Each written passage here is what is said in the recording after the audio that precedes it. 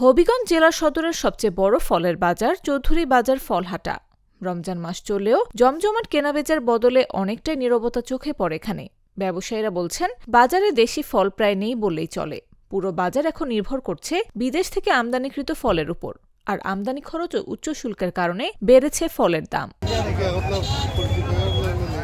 বর্তমানে বাজারে আপেল বিক্রি হচ্ছে প্রতি কেজি 250 থেকে 350 টাকায়, মালটা ও কমলা 300 টাকা, সাদা আঙ্গুর 460 এবং কালো আঙ্গুর 560 টাকা কেজি, ডালিম 480 টাকা, ড্রাগন ফল 350 টাকা এবং খেজুর মানভেদে বিক্রি হচ্ছে 400 থেকে 2000 টাকা পর্যন্ত। তরমুজের দামও সাধারণ ক্রেতাদের নাগালের বাইরে। ছোট একটি তরমুজ 300 টাকা, আর বড় হলে দাম উঠছে 600 থেকে 700 টাকায়। সিজন আপনার প্রায় আরো 15 থেকে 20 দিন পরে, এখনো গরমের আবহাওয়া পড়ে নাই, এই জন্য তরমুজ লাগে নাই।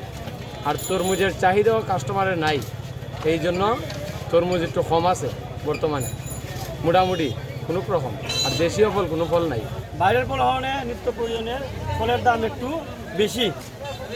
আপনার মানুষের যে আকর্ষণ ফলের খাওয়ার জন্য এগুলো আকর্ষণ দাম দিকে ফলে মানুষ এগুলো কাস্টমারগুলো বেশি আসবে না। ব্যবসায়ীরা জানান, দাম বেশি হওয়ায় গত বছরের তুলনায় এ বছর বেচাকেনা অর্ধেকের নিচে নেমে এসেছে। ফলে লোকসানের আশঙ্কা বাড়ছে তাদের মধ্যে। আর ক্রেতাদের অভিযোগ, বাজার চলে সিন্ডিকেটে। ফলে অতিরিক্ত দামের কারণে ইফতারের তালিকা থেকে ফল কমিয়ে দিতে বাধ্য হচ্ছেন অনেকেই।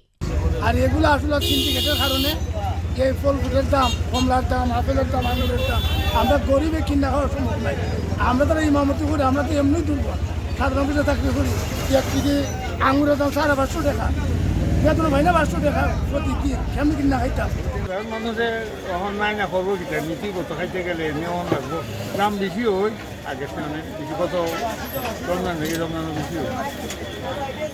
রমজানে ফলের চাহিদা থাকলেও উচ্চ মূল্যের কারণে ক্রেতা ও বিক্রেতা দুপক্ষই এখন চাপে। বাজারে নিয়ন্ত্রণ ও দাম সহনীয় না হলে সাধারণ মানুষের ইফতারের টেবিলে ফল হয়তো আরও দূরের খাবারে পরিণত হবে। নিউজ ডেস্ক, জাগো নিউজ। বিকাশ পেমেন্টে 10,000 টাকার বেশি অফার। শপিং চলছে তো।